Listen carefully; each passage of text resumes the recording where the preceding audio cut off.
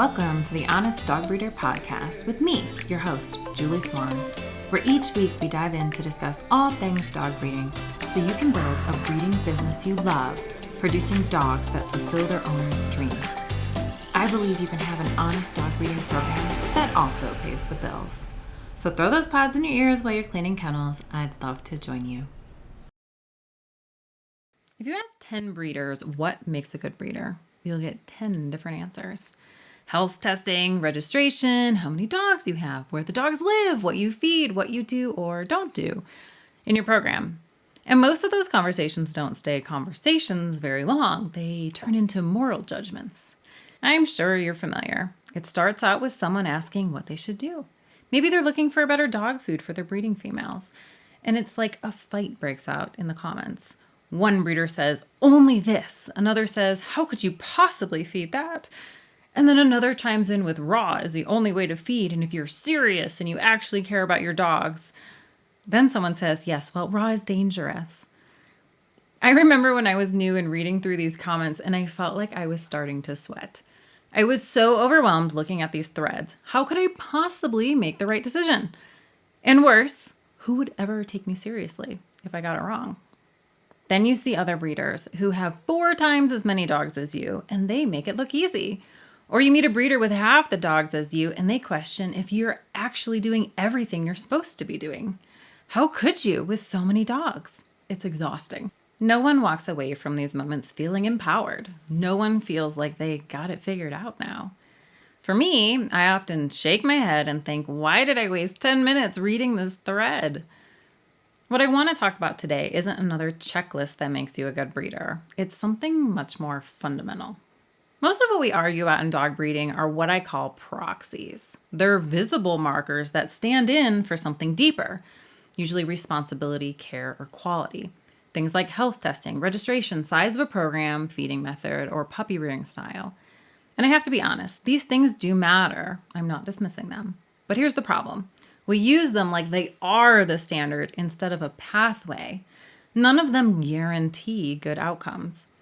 If I've ever learned anything working with so many breeders, it's that there is no checklist that's a one-size-fits-all. There is no checklist of tasks you can simply follow and guarantee success.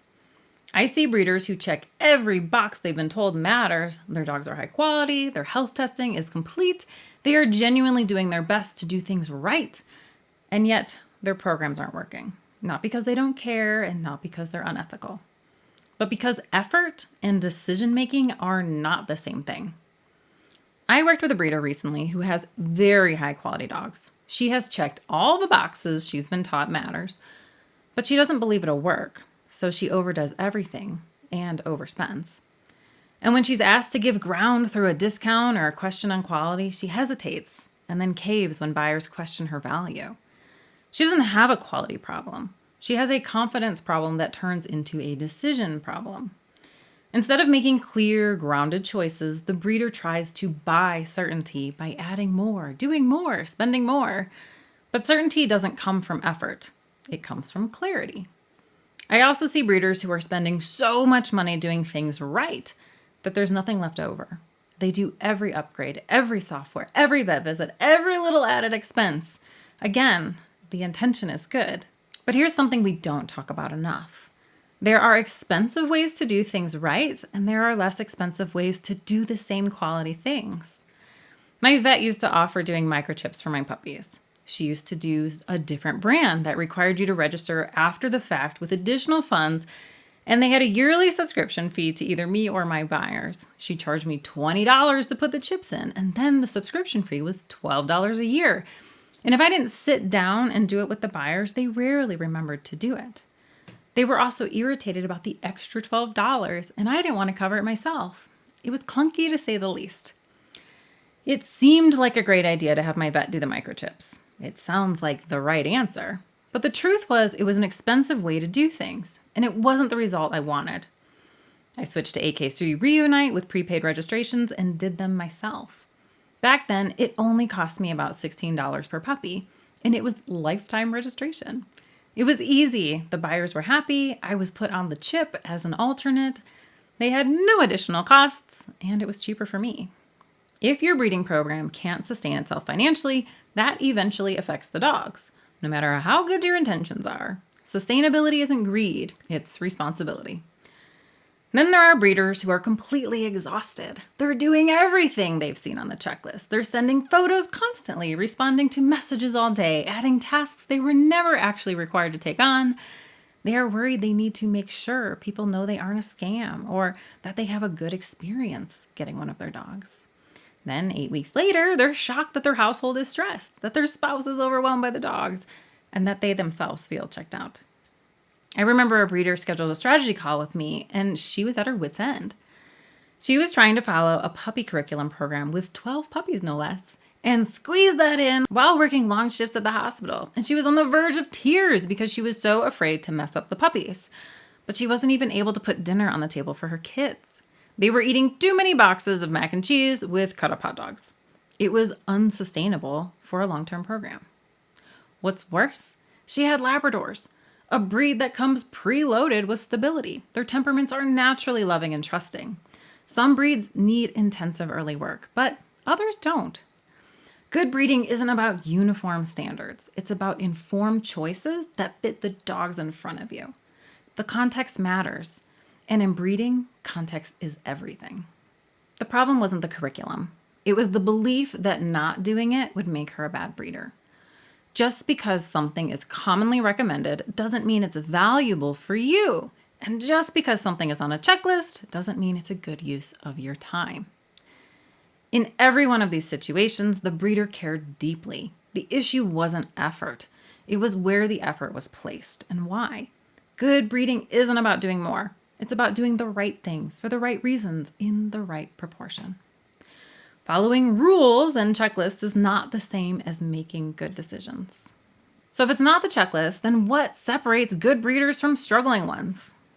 When I look at breeders who consistently place dogs well, maintain healthy programs, and don't burn out, they don't do all the same things.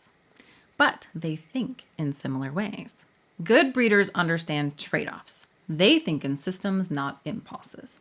They can explain why they do what they do and adjust instead of doubling down. They are honest about constraints, time, money, energy, and family. They aren't perfect. None of us are, but they are intentional. There was a time when I was so worried to sell every puppy that I had no boundaries with buyers. If they messaged me at 9 p.m., I would talk to them. I would miss the Netflix show we were watching or pass on reading my kids their book at night. It was everything I could do to get the sale and provide the best customer service. Then I crashed. Everything was so delicately juggled, and I started dropping the balls that I was juggling. I realized that I never had a break, no me time, inadequate time with my kids, and it was not working. My body was rebelling. I even noticed that I was ignoring puppy applications because I was so irritated with the time it was taking. I completely tipped to the other side, and my program sales suffered for it, sinking my finances with it. There had to be a better way. Knowing that I was a single mom at the time and had to make it work, I put in some much needed boundaries. I stopped allowing people to visit on Sundays. That was now a family day. I also changed from messaging at 9 p.m. to waiting until the morning, or if they texted me late, a simple text back that says, "I'm looking forward to chatting. Are you available in the morning?" You know what happened? Absolutely nothing happened with my sales.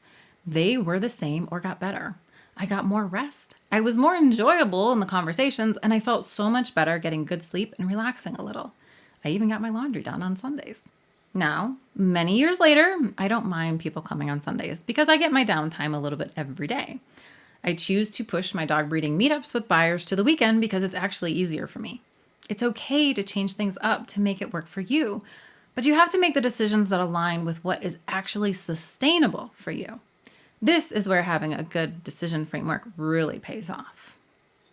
Now, every breeding program is built on decisions. When to breed, how often, how many dogs in your program, what traits to prioritize, who gets a puppy, when to stop breeding a mama. The difference isn't whether you make decisions, it's whether those decisions are intentional or inherited. Most breeders are not making bad decisions, they're making unexamined ones. Have you ever heard the story of the ham in the oven? It's one of my favorites. A newlywed couple moved into their home and they invited some friends over. And the wife wants to make a ham. She cuts the butt off the ham and puts the rest of the ham in the oven and cooks it. Her husband asks her, Why did you cut off the end of the ham? She says, well, that's what my mother always did. The husband says, you should call her and find out why. So she does, and the mother replies, well, I'm not sure. That's what my mother always did. So she calls her grandmother, who says, oh gosh, I had such a tiny oven, I had to cut the end off so it would fit. The reason made sense once, but it didn't make sense anymore. And that's what I see happening in breeding all the time. We inherit decisions without inheriting the context. We do things because this is what my breeder told me to do, without stopping to ask ourselves whether that advice fits our dogs, our goals, our lives, and our capacity. And sometimes the person we're copying isn't actually running a program we'd want to live with ourselves. That doesn't make them bad. It just means their decisions were made for a different reality. What matters isn't where the decision came from. It's whether it still makes sense now and for your breeding program.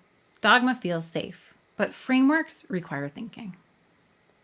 So, here's the reframe I want to offer you.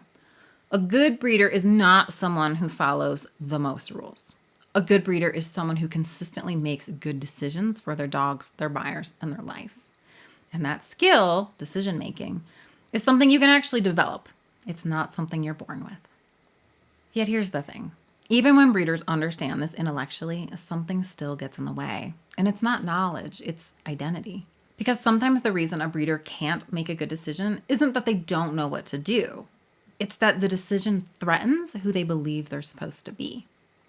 In the next episode, I want to talk about the breeder you may need to stop being. Not because you're wrong, but because you've outgrown an old version of yourself. And until you let go of that, even the best framework won't stick. If breeding feels overwhelming right now, it's probably not because you're doing too little. It's usually because you're making too many decisions in isolation and carrying that responsibility that was never meant to be yours alone. I'm hosting a short, focused workshop called Why Breeding Feels Overwhelming and What to Do Instead, where I'll walk you through how good breeders reduce friction, simplify decisions, and create programs that actually feel sustainable. It's not about adding more to your plate. It's about learning what doesn't need to be there in the first place. You can find the link in my show notes at honestdogbreeder.com/129, episode 129. If this episode resonated, that workshop is a natural next step for you. Thank you for joining me for another episode of the Honest Dog Breeder Podcast with me, your host, Julie Swan.